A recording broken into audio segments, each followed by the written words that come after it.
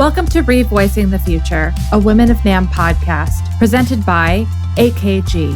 Just as one revoices a chord, ReVoicing the Future creates a completely new perspective on the invaluable notes that make up the whole. It will uplift women's voices in the music products industry, which have earned their time to be the root of the chord. Once a month, you can catch productive and valuable conversations with women working in manufacturing, retail, the nonprofit sector, music education, touring, and overall women who inspire us. Together, we can help shape the future of our industry, one interval at a time.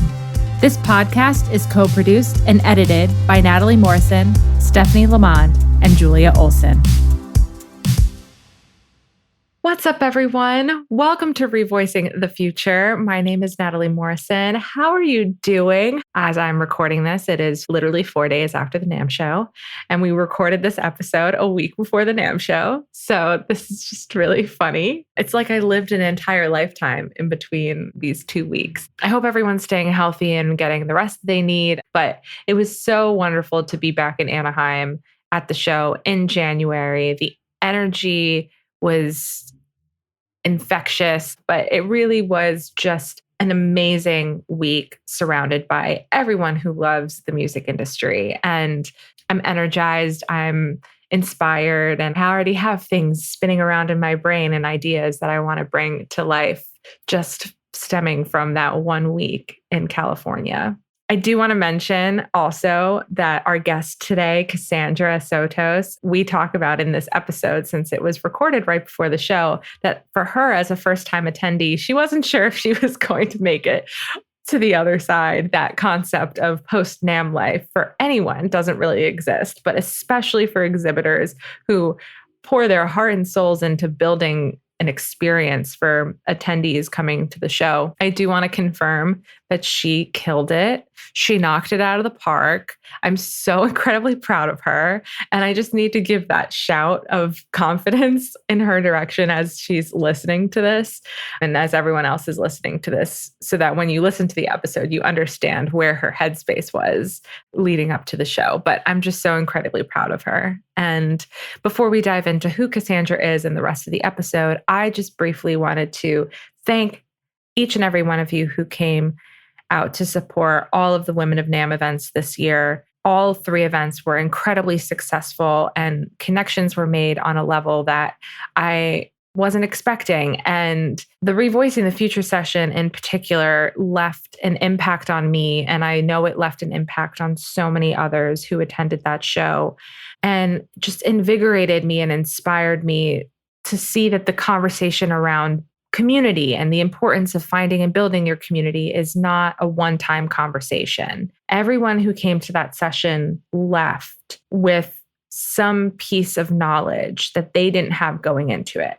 And as someone who put together the presentation with Stephanie and Julia, we all go into this hoping that we're going to leave some sort of mark. We're going to inspire somebody.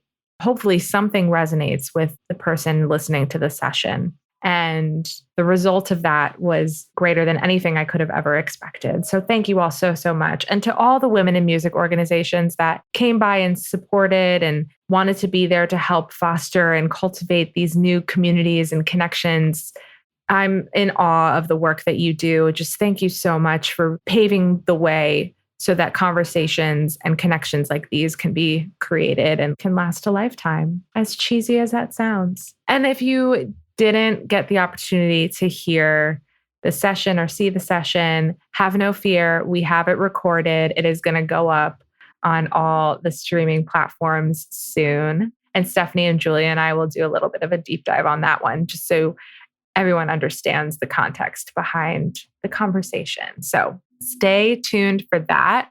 Also, just need to shout out Upbeat Daily and Katie Kylis for featuring the session in Upbeat Daily and the NAMM Show news. That was something I didn't really expect was going to happen. And I'm just really honored and touched that that was a thing that happened. So yeah, I'm just all smiles and butterflies. And I also just want to congratulate Dee Dee Hyde and Crystal Morris for receiving the Beacon Award this year at the Women of NAMM event on Saturday. These two incredible women alongside Robin Walenta are really the ones who brought this organization to life. And I can't think of two other people more deserving. So congratulations, ladies. So proud and honored to call you a friend. Now, I am so excited to introduce Cassandra Sotos to all of you. And I do also want to give a shout out to her because she did win NAMM's Female Entrepreneur of the Year award at the She Rocks Awards this year. And her speech was so beautiful. And she's an incredible force in this industry. And I'm going to tell you why. Because Cassandra is an entrepreneur, co-owner, and CEO of AmpRX, as well as an internationally recognized violinist and recording artist known primarily for her live and studio work in country, rock, pop, and Bollywood. So you're going to hear how Cassandra went to school for industrial engineering and then toured as a musician and as a violinist. And then during COVID, purchased this company, AmpRX, that makes the brown box and deals with guitar voltage. She is so cool. I'm fangirling hardcore right now, but I really hope that you all enjoy her story and this episode. And I can't wait to see you all on the flip side. So with that, ta-ta for now.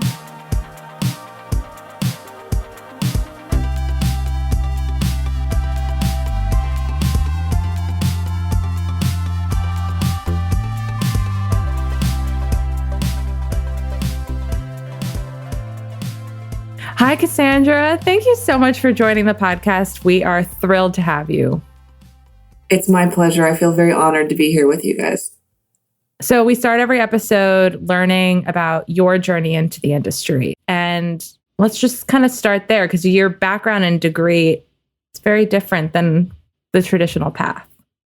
That's true. I've taken a lot of twists and turns. I always like to say that something will kill me one day, but it won't be boredom. I love that. I get myself into a lot of different things, but throughout the years, the thing that's woven it all together is that I've been able to merge whatever I'm working on to a passion. And even if the passions change or whatever I'm working on changes, that idea that I try to keep them merged in some way, shape, or form has been a constant. I'm a professional musician. I grew up as a violinist and I was performing as a teenager at least, and was really always number one passionate about violin and music in general, but I didn't know really how to make that a career at the time. So I studied industrial engineering at Penn State. I also got a scholarship to the engineering school, so that made it the decision about which college I would attend a little bit clearer for me and my parents. So I went into it knowing that I was still passionate about music and everything. I was also passionate about entrepreneurship, and that's one of the reasons that I chose the type of engineering that I went into, and I minored in entrepreneurship and product design and innovation. But I had the music thing always as a thread in the back of my mind that I knew that I wanted to get back into it. I went into the corporate world after graduating from Penn State for a few years and realized that I wanted to redevote my life to touring professionally or just at least to music. And to be honest, I didn't know exactly what that meant at the time. What it ended up meaning was touring professionally. And that's what I've done mainly for most of my adult life. I left the corporate world of business and became a full-time musician, moved to Nashville, and that's where my path was headed quite strongly, directionally, actually. That's so incredible. Yeah. It wasn't that I wasn't passionate about engineering. I really, truly did love what I studied in college. I was an industrial engineer and studied entrepreneurship, and I really did like it. I really found a lot of fulfillment in it. It wasn't something that I hated. I was not one of those people who went to college and hated what I was studying. I did not like what I did for work after, and I ended up leaving that. But throughout the years, just realized at that crucial point in my life that I wanted to really pursue being a musician full time. So there's more steps to that story after that, as far as how I got into the music products industry, which I think is the crux of your question, actually. Well, but all of it too. And what I'm also still super curious about, because I'm right in a lot of that transition area myself. The time when you were deciding about leaving the corporate world and getting back into music, I'm super interested in everybody being able to listen to that gut and make those big life changes. And it's terrifying to do, but it's incredible that you did it, and to see how it turned out for you. It was obviously exactly what you were meant to be doing. And so is there anything you remember from that time period that you would tell yourself going into it, or somebody else that was in kind of that state of mind, knowing that what they were doing wasn't exactly right, but not knowing what's next? Like that time of transition, like what stands out to you that was a big thing that you would want to reflect on or pass on or something for someone else? Absolutely.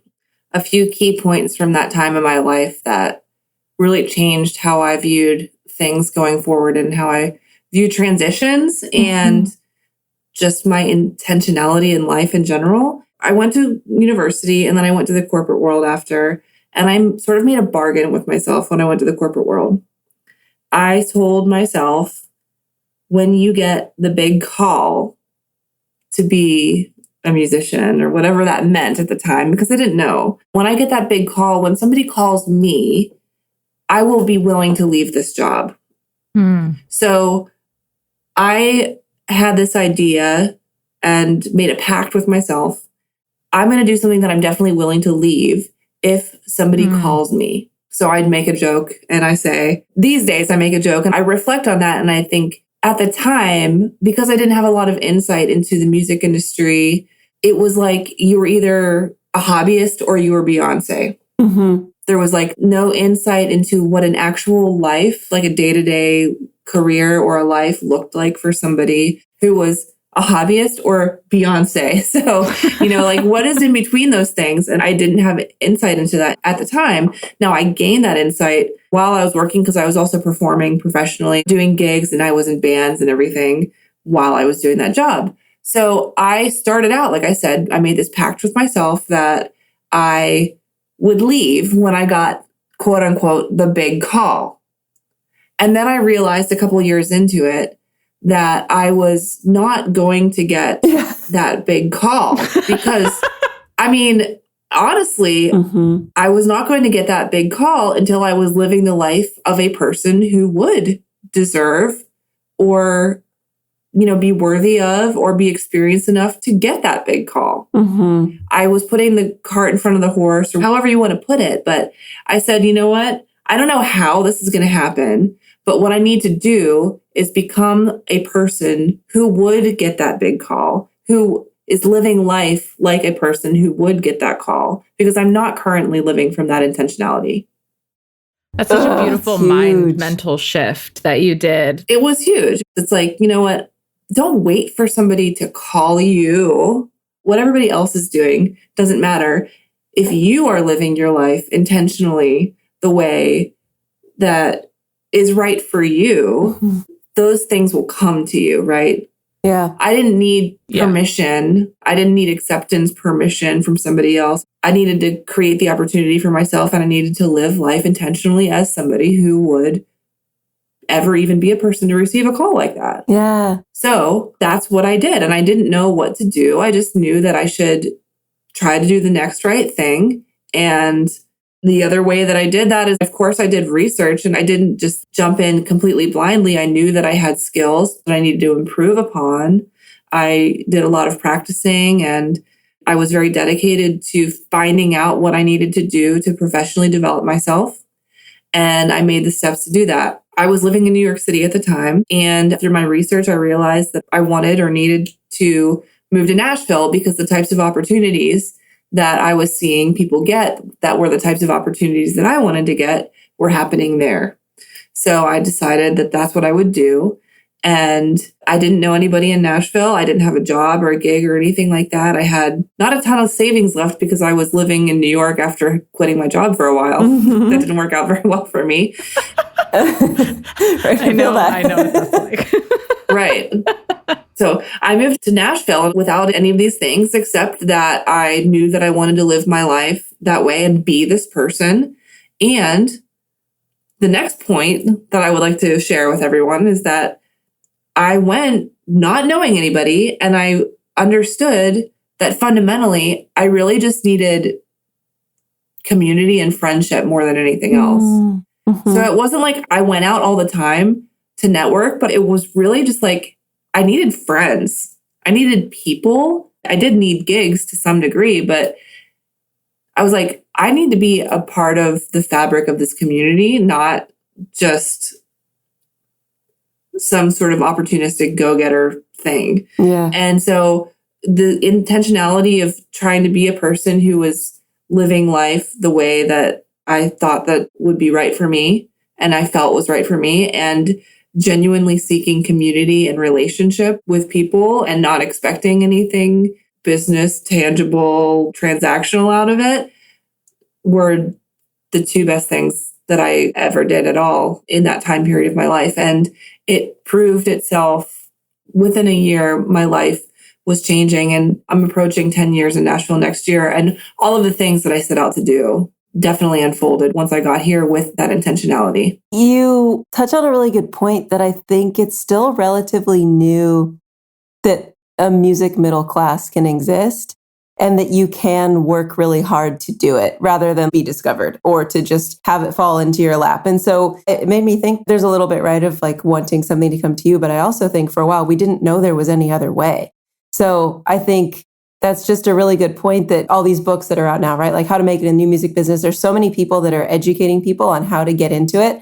That really wasn't a thing 10 years ago, I don't think. 10, 15 years ago, it was just starting. So I think this is rad to still be putting out there because I think it still feels like relatively new information for like the general public that you can work your way into it and be living that life and that you need to because it's just possible. Yeah, absolutely. I think it's a combination. There's always been like a music middle class, like you mentioned. It must have always been there, but it is changing a lot. Mm-hmm. That's for sure.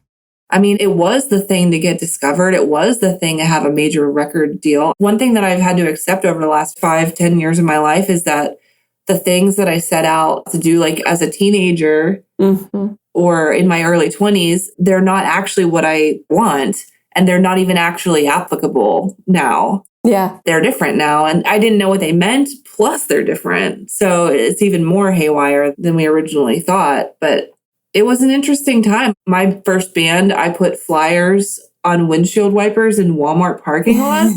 Yeah. That is like ancient history. I'm not that old, but that was a part of my life story. So like things would just change so much. And there was an insight. Now it's like, you see everybody's day-to-day life and there's all these guides and how-tos. And I don't know, does getting discovered exist anymore? I don't know. The discovery is TikTok. Algorithms. Right. Algorithms, social, I don't know.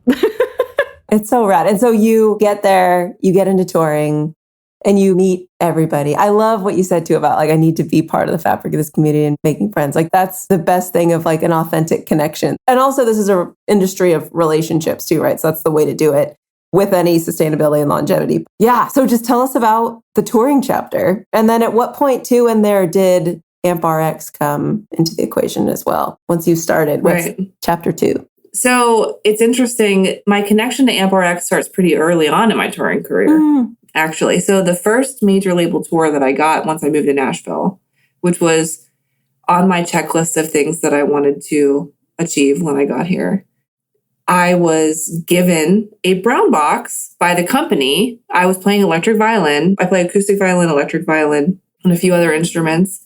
I was playing electric violin through a tube amplifier on this particular tour.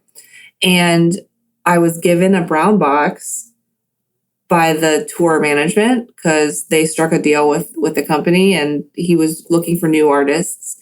And I became an artist with AmpRX using the brown box. So I had a acquaintance relationship with the owner of the company. This is, 2015, 2016. And I was using the product with the amp. I had the like artist endorsement things and like whatever that means, the poster and social media website stuff, all that kind of jazz. And I had a relationship with the owner of the company, acquaintance like, and I stayed in touch with him over the years. And I didn't necessarily use that product through every tour or anything. It was a very specific application of it for me, but I stayed in touch with the inventor. So I continued on the road of touring and I spent a lot of time with a lot of different artists. it's just funny that that was actually my first tour once I moved to Nashville. That's how I was originally introduced to it. I've played with a lot of artists in Nashville. I've released my own music, as most people do here. You know what I mean? Everybody's got their own songs that they release too. Yes. But what I'm most known for is touring in India with an Indian artist named Arijit Singh. He's the biggest star in Indian pop music history. And he's our age. He's in his prime.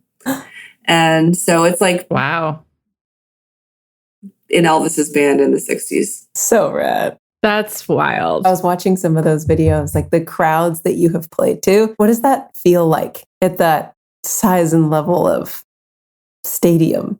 It's absolutely insane. Honestly, some of them have been so big that it's a disconnection. Yeah, which is that's so a fair strange. question. I will never forget my very first show with him because I really didn't know what to expect. Like, this is like an entire other podcast, to be honest. Yeah, yeah. So like they called me. I knew who he was. I was connected to them through somebody that I know through Women in Music. It's got to be every industry, but at least everything in our industry is 1,000% relationships based. Mm-hmm. Like, I know people are getting discovered on TikTok and all that, but the things that have happened to me in my life because of the strange and wonderful people that I have met through the years. Yes. It's a beautiful thing. So they called me and they were like, would you like to do this? And I was like, yeah, hell yeah. This is amazing. They're like, can you come to India in 3 days? And I was like, no. I can come in 10 days, but I can't come in 3 days. So I went and I knew who he was, like kind of just because of the person that recommended me. But I just like the whole first month, every moment of every day, like from being in India to the shows, to the rehearsals, to the music, like I just didn't know what to expect. They didn't even send us the music before we got there. Like we only got to rehearsal and then got the music because they wanted to like create with us on the spot. It was like everything about it was just absolutely wild. And then we did our very first show and it was in the artist's hometown of Kolkata. And it was on Christmas Eve, December 24th, 2017. And I remember we had to rehearse, like we rehearsed all night. We sound checked like all day up until the moment that they opened the doors. And first of all, every show of his in India is so big that they actually build a festival for it every single time. And he's the only artist. Oh my God. There's no openers or anything, but they have to build a festival stage for it every single time because they don't have venues for it. So we're playing this like festival stage thing. They open the doors and people, just waves of people start running from the back to the front in numbers that I had never seen before. Just like a mob. And it was like 25 or 30,000 people or something. And I will never forget the feeling of that soundcheck ending. And them opening those gates and the floods, like the flood of human joy and excitement just rolling across that field towards us on the stage. I was like, what the is happening? And you're sleep deprived. Oh my gosh. And oh yeah. And I'm like in India and oh my gosh. What a trip. Honestly, like we played that first show and we had not even rehearsed all of the songs yet. It was crazy. I didn't ever really get desensitized to how many people it was. It wasn't a desensitization by any means, but we played this year. The IPL is the Indian Premier League Cricket League. We played the IPL opening ceremony. It's like playing the Super Bowl. And we played it in the largest stadium in the world. And there was over 100,000 people there, and it was televised to 140 million people. That was like, finally, there were people like too far away to actually see. And I was like, this is unreal. Mm-hmm. I could never recreate that feeling or forget it or anything. Yeah. That's amazing. So going back a little bit to the connection of touring and AmpRX, how does that continue on? So I was touring with Arijit Singh since 2017, and I did 2.5, 3 years of touring with him. And the last tour that I did was towards the end of 2019. Because he's such a big artist, he doesn't tour just constantly all the time. We would do sort of like seasons of touring. And so I was off for a bit, and I was in Nashville playing. And then I had stayed in Nashville for a while. Also, like their touring season is quite different than ours because of the weather. So like all winter you'll tour and all summer you won't. So I was like home in the summer, home in the fall. And then 2020 happened. Mm-hmm. So I had gone from touring almost only internationally. So the other thing about Arijit is that he can tour anywhere in the world that there are Indian people, because he is a bona fide household name to anybody who's Indian. And so I've been fortunate enough, I've been to like 5 continents with him and all these different countries. So fast forward, it's 2020 and everything that I've been doing is international. So everything is completely cut off. Yeah. Right. I had been playing in Nashville for months leading up to the pandemic, like just doing local gigs full time, actually. The end of 2019, beginning of 2020, sort of like waiting for international stuff, like my next touring season to like happen. And then it didn't, of course. So Clark and I, my partner, who's my partner in business and in pleasure, we are romantically and businessly involved. Mm-hmm. We're playing together in a band and the pandemic hit, and clearly everything that I was going to do touring wise was canceled.com. Everything in the US was canceled. Definitely everything international was canceled. Yeah. So fast forward, Right. a lot of people went back to touring, especially out of Nashville, even like later in 2020. And some people in 2021. Mm-hmm. I didn't do anything again with Arijit Singh until 2022. Wow. Everything was a different level of not happening. Mm-hmm. When the pandemic hit, Clark and I decided to broaden our horizons a bit and work on some other projects. And for us, what that meant was real estate. Mm-hmm. So, Ooh, plot twist. Mm-hmm. plot twist. This is a good plot twist. We both separately owned our homes and had like done a little bit of entrepreneurial work in that space. I had my house and an Airbnb, and then I was like renting it out to other people. And that's sort of one of the ways that I kept my music career going throughout the 8 or 9 years that I was doing it before AmpRX, was by diversifying my income streams via real estate and some other ways too. We decided pretty quickly after the pandemic hit that we didn't want to just sit around and wait for somebody to come save us, or like wait for the bars to open back up in Nashville, or like whatever it was. And we're like going to have some fun with it. So we bought a house that we were going to flip, and it was an absolute biohazard of a nightmare house. And we learned so much, and it was so much fun. I mean, all you really need is YouTube and time. And that's basically what we had in the pandemic, right? Yeah. And we were quarantining together. We did this flip together, and we just wanted to do something new and to learn something and to be productive and have fulfilled time. Mm-hmm. And it went so well for us that we ended up doing it 2 more times. So we flipped 3 houses during the pandemic. 2 of them we made into rentals in Nashville, and the 3rd we ended up selling. Just as a side note, one of my hidden talents is that I am a demolition expert. Yes. Oh, yes. I am naturally gifted at demolition, and I do believe in natural gifts from above and all that. I do. Like, I do believe like practice makes perfect, and like anybody can learn. But in this skill, area. but in this case, I am a natural. Okay. So, Oh my God, I love this so much. we did the 3rd house. We sold it. It wasn't like a humongous amount of money that we sold it for or anything, but we did have some cash. And we're looking at each other like, okay, what are we going to do next? Because by this point, it was 2021 and things were opening up. We were like still playing while we were doing the renovations and stuff like that. Like, we weren't totally full-time doing that. I was recording for Bollywood. He was doing sessions. Clark's a bass player and a multi-instrumentalist as well. We were both playing live, but like doing these flips and whatever. I was really tired of it, actually. And so we sold the house, and I was like, I do not want to be a construction worker anymore. I would like to do something with this money, constructive. We were, basically talking about how to invest further, because we weren't just going to take it and spend it or whatever. You know, we wanted to keep the entrepreneurial train rolling, whatever that meant. And we were having these discussions. Within a week of selling the house and having these discussions, like, I don't want to be a construction worker anymore. We're not going to buy another flip. If we do, Cassandra is no longer the demolition queen. Like, I'm not doing it.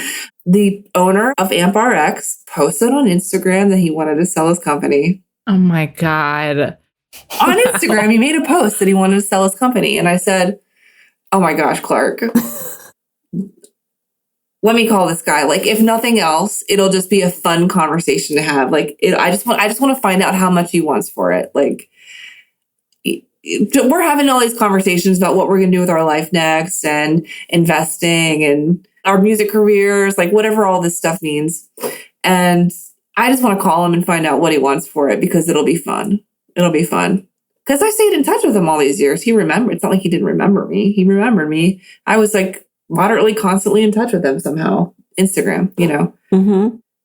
I texted him and I said, hey, you know, I'd like a seat at the table of contenders for your company. I saw that you posted on Instagram that you want to sell it. And I'd love to have a conversation about what you want for it. And by the way, you know me as an artist, but I have an engineering degree from Penn State, and I've, been pursuing these entrepreneurial ventures these years and all these past years. And this is what I did before you met me as an artist. I was a management consultant and I studied product design, and like, I have a deep interest in all of these things. Like, you didn't know that, but now I'm telling you. And so then now he told us basically what he wanted for the company, and not from the negotiations phase, but he gave an initial purview of what he was interested in selling his company for, and the terms, just a couple sentences, I hung up the phone and I said, that was really reasonable. It was so we could reasonable. Do this. And I was like, oh my gosh, I think we should probably do this. Yes. Oh my God. Because I called him and I was like, he's going to want like $10 million. It's going to be totally ridiculous. Like, totally, like, it'll be for fun. Like, it'll just be like a funny story to tell one day that I called this guy. Oh, I wanted $20 million. What a crazy man. I was like, oh God, it was so reasonable. Dang it was doable. It's such a good product. Why is this so doable? We should do it. Yes. He was in Maryland and I grew up in Western Pennsylvania, and Clark and I had a trip planned to see my parents. And in the weeks following that, we drove down to his shop and met him. I already knew him, but Clark met him and we saw his operation and saw what he was doing. And I just started badgering him from there. Yeah. Basically. And I said, I want this and I'm not going to give up. Totally. That was totally how it was. And he was deciding between us and a couple of other people who were making offers. And ultimately, we won the bid. So we know who we were up against now, and we've actually become friends with them. We have a shared reality because we were both exploring the same acquisition, and we can understand things about each other based on that. So we're friends with those people now. But we ended up winning the bid, and we used that house. We sold the flip money to make the initial investment on the acquisition. Cool. That's amazing. That was like within 6 months after the house. Wow. Yeah. Yeah. That you could never plan for either, right? You're just setting yourself up for success and doing all this stuff. And then it just all falls into place in incredibly surprising, perfect ways, but something that you can never really, write down as a 40-year goal, right? It's never. That's incredible. It's so cool. I've even spoken to some of my entrepreneurship professors from Penn State recently about this. I'm still pretty involved with that network too, and students and mentorship and things like that. And one of the things that I've reflected on recently with them is that at the time, studying entrepreneurship and being passionate about entrepreneurship, I don't think I would have even considered an acquisition. I don't think that would have even entered my mind, buying another business.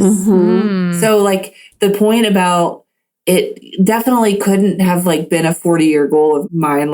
No, absolutely not on every level. Yeah. You just get out there and you learn it. You just get into the ecosystem and that's so amazing though. It feels like that, right? That it's just all of everything kind of coalescing into Totally. right now, a really perfect chapter. Yeah. When we were deciding whether to do it or not, coming out of COVID, out of 2020, out of quarantining, sort of, the initial shock of it, it was like, do I want to be on tour like 50 weeks a year anymore? Like, wait a minute, I'm not sure like exactly what this means for me. Like, what do I actually want with my life? We all had a lot of time for reflection, right? I wake up and go to sleep a violinist. Like I do. I totally do. I also wake up and go to sleep and engineer. I think those two things coexist. I don't like to deny myself of either of those things. Like touring with Arijit Singh, like nobody will ever be able to take that away from me. Like the wild chapter of my life that was. I don't think it's an either or situation, but we all spend a lot of time reflecting on what was it? How do we want to spend our time here? And what will I do? What do I want to do? And what fulfills me? And this opportunity came up and I was like, wow, I don't know if there is a more perfectly suited thing for me to do. Like I have all of my network still at Penn State with the entrepreneurship program and like my colleagues from school. And I studied industrial engineering, which is product design and manufacturing processes and logistics. That's perfect. It's so perfect. Laughably like, perfect. I never really, Amazing. I know, I didn't like really plan on ever doing that again. I liked it and everything, but all of my colleagues from school like went on, like the way that I professionally developed myself as a musician, they professionally developed themselves as engineers in the field. Like these are still my friends. These are still my people. I have all these people. I feel like I know more people in the music products industry than I even know in the music touring industry, which is kind of strange too, because throughout the years, I was like a NAMM rat as a teenager. Yes. Like I would log on to YouTube at the third week of January every single year and wait for videos of my favorite artists to be uploaded from their booth demos. Like I was like all about it. I was super obsessed with it. And I started going to NAMM to demonstrate electric violin stuff when I was like 19 or 20 years old. So I was really involved in product demonstration and relationships with brands and companies as from an artist relations standpoint, and did a lot of things like that always. So, I felt like I have so much support in this area. I have so many people to call to say like, hey, do you think this is a good idea? Who should I call next? Like I have a Rolodex of people who are like truly just my friends that I've built over the years.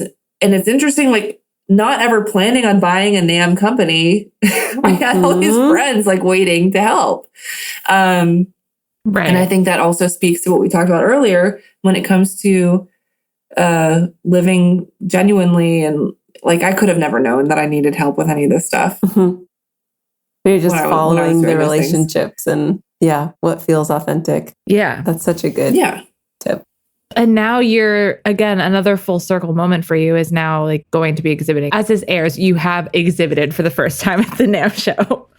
As this airs, I will have survived. It'll be the done. NAMM Show. So also with that, now that you're running this business stuff, like planning for the NAMM Show, what is something people don't like just attendees or people going, even as artists, as anything else, like what do people not know that you're now experiencing as you're doing the big exhibiting push? Man, it is just the devil is in the details. It's just a million little things. Yeah. It's like there's these really big looming things like all around me all the time. And like I check them off the list. And then like the timing of all that is because you can't just like check the really big things off the list like really early, like you would really love to.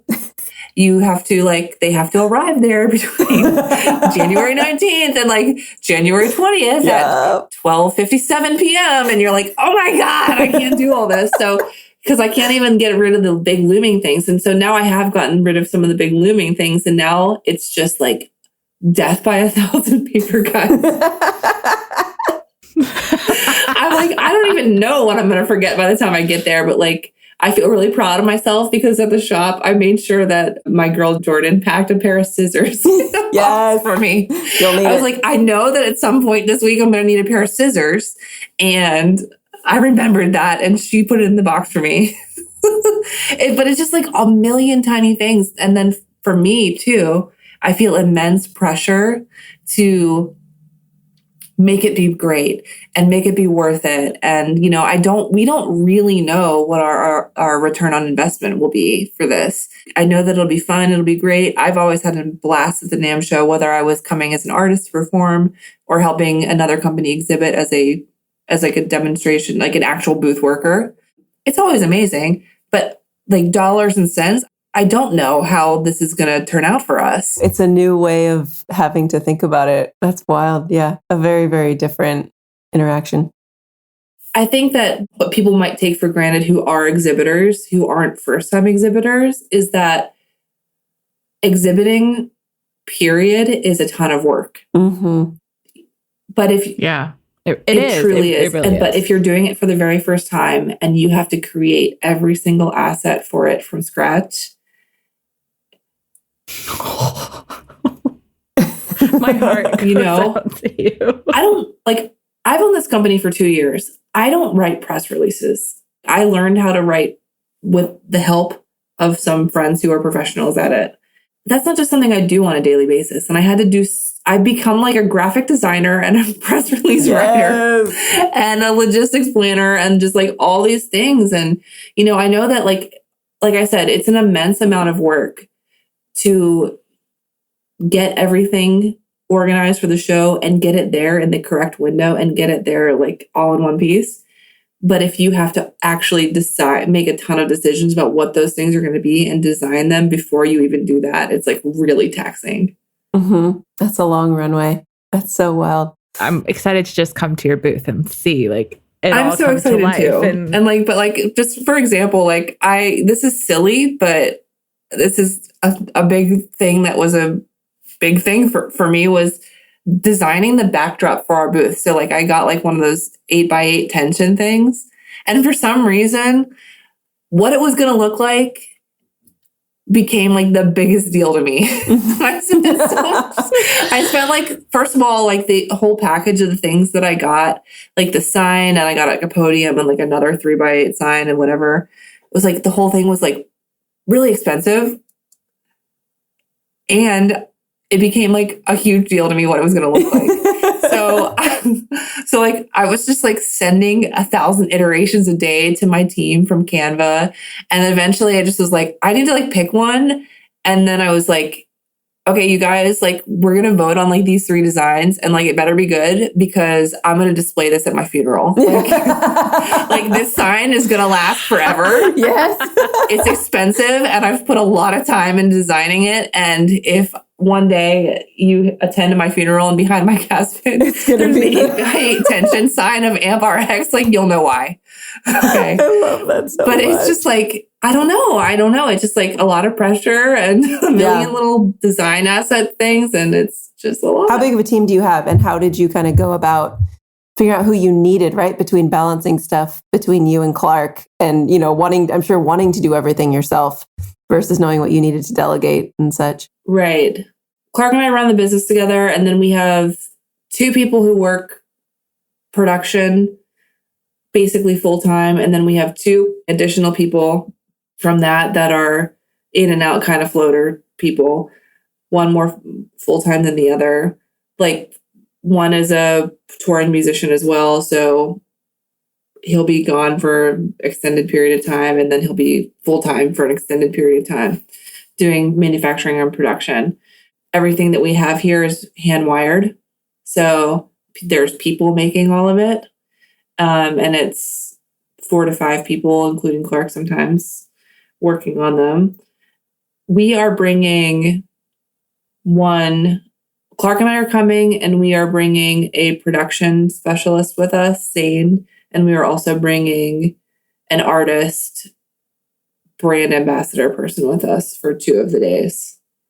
So, and Jordan, who is a production specialist and also helps me with operations and admin things, is staying here to make sure that nothing goes awry while we're gone, and then can be ground support from Nashville for filling whatever orders we get and things like that. And just hopefully she doesn't have to overnight me anything, but that might happen. You know what I mean? God. You never know. I told her today, like a couple days ago, as we're packing these boxes to ship and all that, I was just like, it's my dream that the entire team comes with us and we just like have that big family party that we actually have here at the shop on a pretty regular basis, but it just wasn't feasible for us to do that this year. Yeah. We'll build up to it. Yeah, we'll build up to it. I remember you and I were messaging each other about housing and logistics and things and stuff for the show. I love the community that you've built within this company where you can take that and like plop it over to a show and have like the support that you need. I think that's really beautiful and wonderful and a testament to your leadership and how you run the company. We have an amazing crew. It is like a big family, and we have like family birthday parties and family dinners and family Christmas party and all that. Yeah, like it's we have a really, really great crew of people. We love having them around. I think they love being here.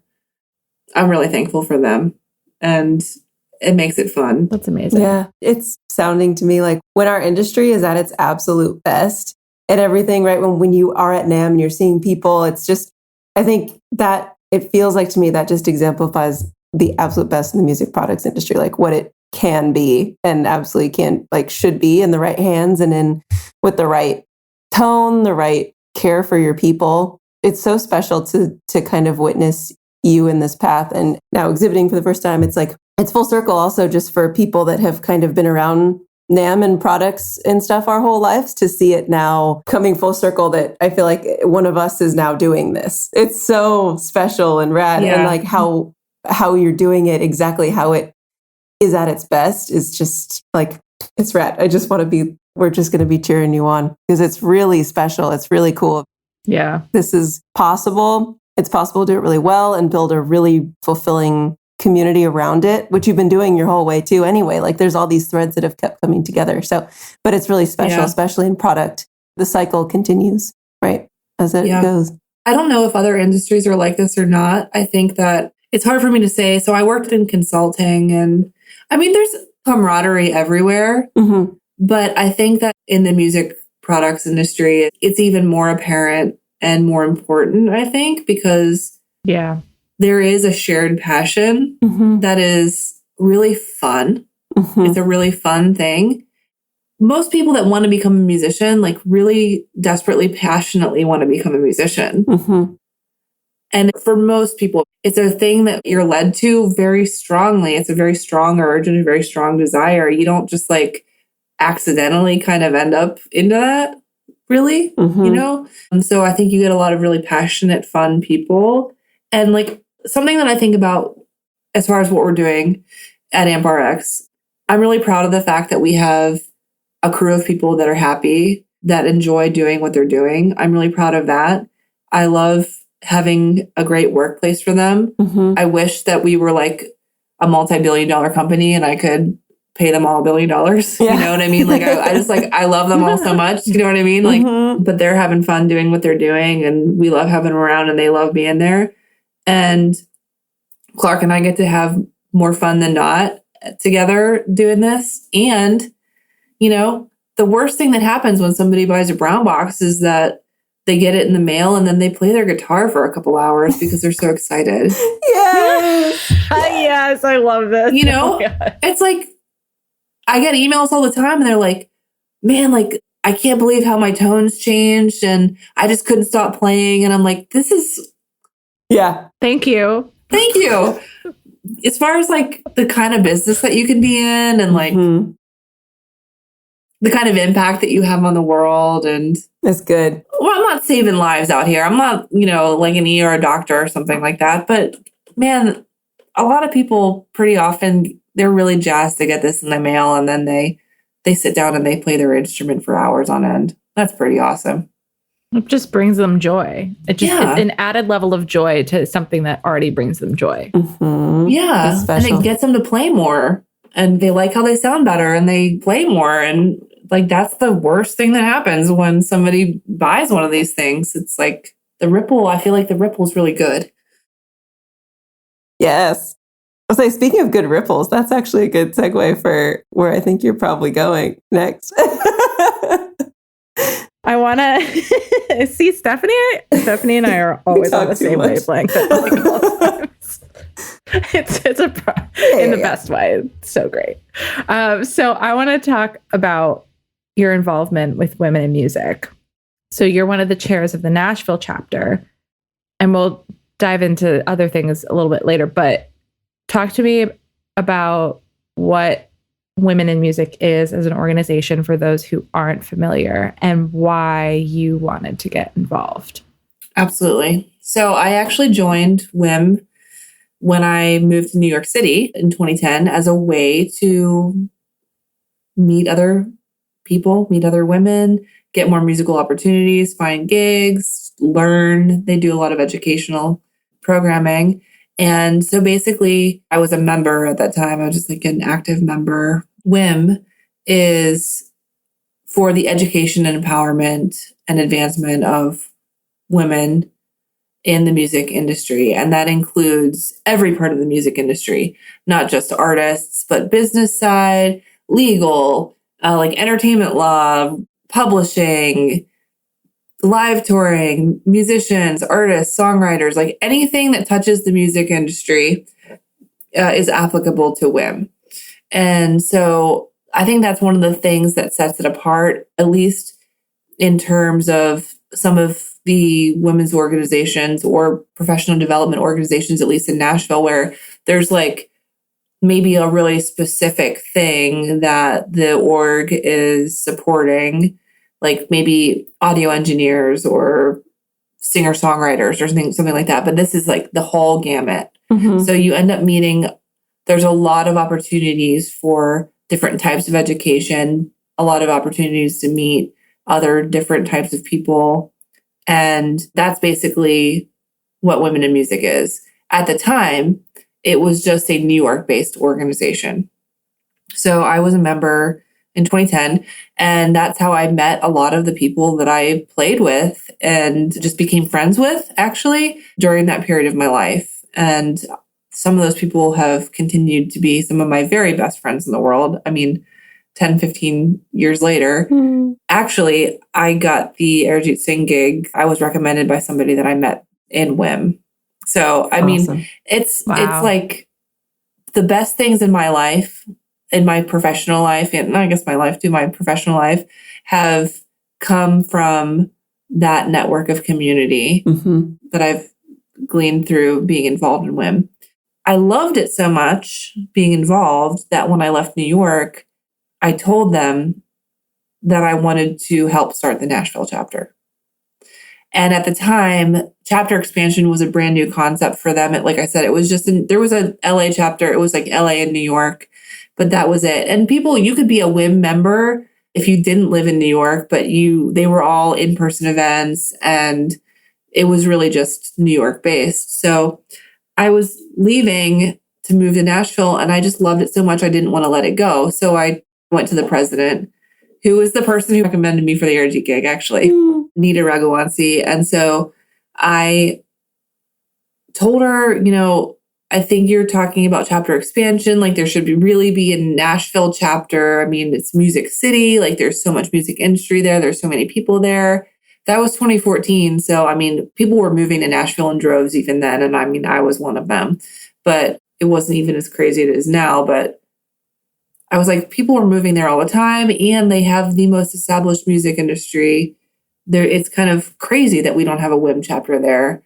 And so that's when I found out that chapter expansion was on the horizon for them. And so I expressed my interest in that. And then over the period of a few years, which it took us a few years to actually get it going, I ended up launching the Nashville chapter with them. And now it's commonplace that every city has a WIM, but back then it was a brand new thing. So I've been fortunate enough to be the chair of that in Nashville and put on a lot of great events with the team. And, we talked a lot about relationships already. I've had a lot of professional development from WIM, but honestly, like, just a lot of my best friends are in WIM. Yeah. It's really just kind of one of those things for me too. So that's how that came about. And I'm internally indebted to WIM, actually. We put it that way. It's so powerful, but it weaves so beautifully in your story as well. Is like you going out searching for that community that you need, especially when you move to Nashville and then saying, I want to do this. It's like you're intentionally going after the things that you want to live your life to the fullest in the way that you want to live it, authentically speaking. Yeah, and creating the spaces when they aren't there yet. I totally think there's something to ask and you shall receive. You know, I think there's something really there. And a lot of times too, I will say that ask and you shall receive, and so shall people that come after you too. Like it's not just you that reaps the benefits a lot of times. I mean, maybe at the time I didn't want to let go of my involvement in WIM, and that's why I told them I wanted to help start the Nashville chapter. I still wanted to have that, but then it ended up being a great thing for a lot of other people too. That's amazing. So powerful. And then we can briefly touch on it, but you even took that internationally in India with your involvement there. What sparked that interest in opening it up internationally? There was a few key major cities that opened, and that sparked sort of a process for chapter expansion and made it possible to sort of recreate that process and re-implement that process. And so since I had done that with Nashville pretty successfully, I mean, it was sort of tough for us to launch, and we learned a lot. I mean, and that was almost even better because we learned so much in the difficulties that it took us where we didn't launch properly. I think that those failures and successes made a good roadmap. And then once I started touring internationally, and I was, at the time, I was based out of Mumbai. So basically when I'm touring with Arijit, especially in India, I will be based out of Mumbai and sort of living there. And that's where their music industry is based out of. It happened so that the person who recommended me, or was my original connection to the camp that was Arijit Singh, is of Indian descent and was working with his management. So of course, like, she knew that I got the gig. She knew that I was living there, and she knew other people in the music industry there. So it was only natural that since we had successfully launched the Nashville chapter, we have this great process, that we go ahead and re-implement that abroad, and that I would be on the ground there to help with it. Amazing. And so what were the experiences too? I mean, right, we talk about it's this work is incredible for just community building, but also what did you see touring? What have you seen in the entrepreneurial side? Like, what has your experience been like as a woman in music that keeps you coming back to do this work too? Like, or just what's the vibe in the areas of the industry you've been in? It's been such a positive thing for me to be involved in these groups, in WIM, in Women of NAMM, in women's business things that I did in college and everything. And I think that it's really important to create space for those different experiences. I spent a lot of time being the only woman somewhere. And it's funny because I will say that now that I've entered the music, it's like I went from engineering school to like an engineering management consulting position where that was like pretty even, but like still less even, into being a live touring musician in the United States to being a live touring musician for an Indian artist. And now finally I've entered the music products industry where I've found the fewest amount of women. Yeah. Wow. Out of any of the places that I've been so far. It's like I didn't think that I could become even a smaller percentage out of all of these other places that I've but like engineer, India, live touring, and like, oh no, now I've met my match. Wow. Finally. Right? So there's a couple of sides to it, right? Because like we have great personal relationships because we have a shared reality. That's important too. It's not just about like uplifting professional. It is about professional development, but it's not just about that, right? Like I have a shared reality with you that allows us to have a deeper relationship on just a purely personal level. Mm-hmm. That's amazing. That's enriching to my life. That's enriching to your life. Like that by itself is amazing.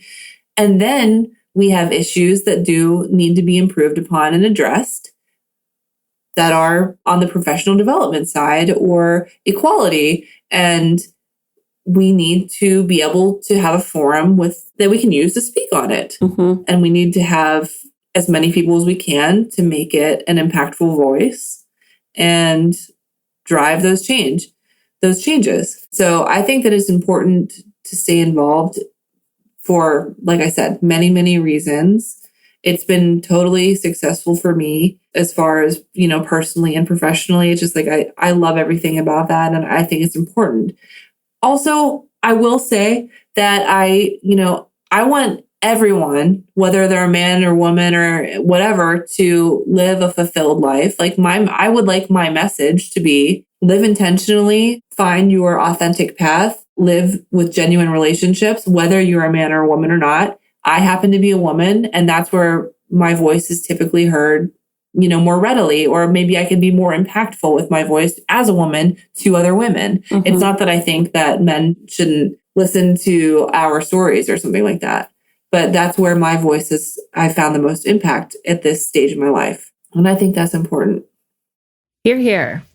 Oh, for sure. That's beautiful. As we talk about like the vision for the industry, right? When all of this keeps growing, like, is there one aspect to developing women's presence in the music products industry that you're super passionate about wanting to devote, or like, because obviously it's like equality everywhere would be rad, but like, is there one part of it that you're focusing on or is coming to mind that you're like kind of pouring your energy into lately? I recently attended the Women of NAMM Leadership Summit, and it was one of the most amazing experiences of my life. I can't believe I'm like still just in awe of what a success that was and how well executed it was and how impactful it was to me and seemingly to everyone else that was there. I feel really passionate about that community, and I think that Yep. in general, I would like to see everyone, man or woman, but like I said, where my voice is most impactful, maybe in this space is women of, in women in the industry. I would like to see them feel empowered to count themselves in for whatever it is that they want to achieve or accomplish or go for or try. I think that, whenever people say things to themselves like, oh, that worked for you, but I could never do that. That's whenever you stop the conversation before it ever started. I grew up in Western Pennsylvania. I didn't know anybody in the music industry growing up. My parents aren't musicians. Like I didn't grow up in Nashville across the street from Alan Jackson. Like and I've done incredible, crazy, wild things with my career. If I can do all of those things, then there's nothing holding somebody else back except for them saying I could never do that. So I would really love for people to stop saying things like that about themselves and stopping those conversations.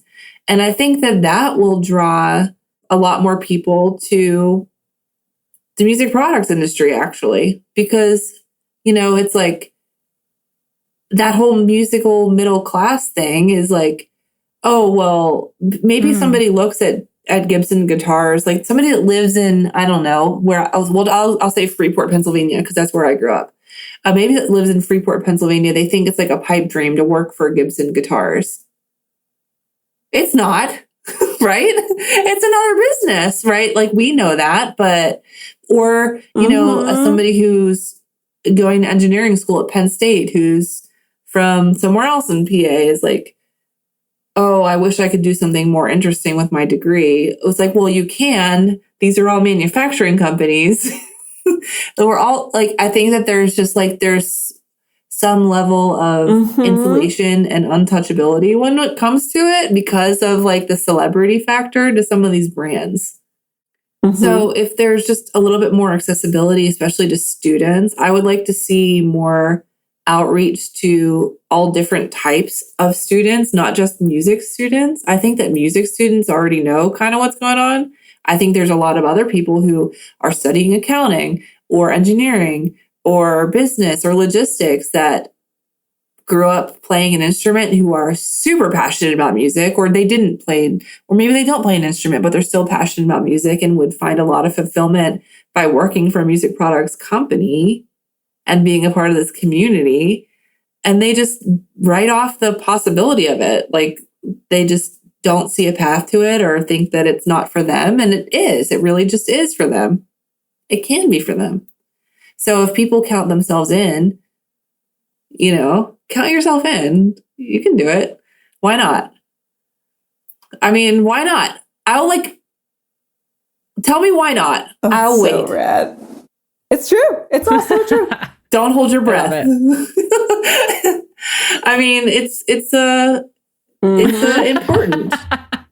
And I think that will draw more women to the table, I think. It's absolutely important.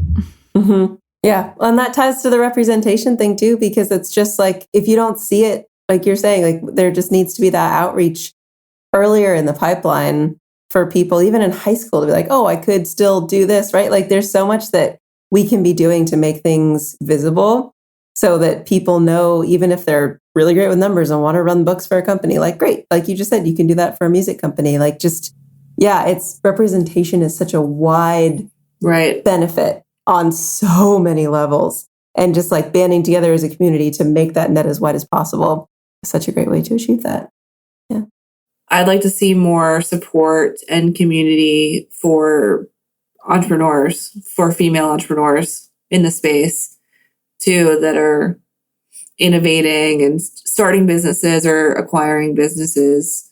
I mean, I'm really, really fortunate with my community, and I pour into it as much as they pour into me, though. Like, you know, I'm pretty persistent about calling people and asking for help and things like that. But some people might need a little bit more of a kick in the butt or something, you know, earlier on, just a little kickstart. And I'd like to see more women in charge, you know. Hell yeah. Last question, because we always like to end on a little fun note.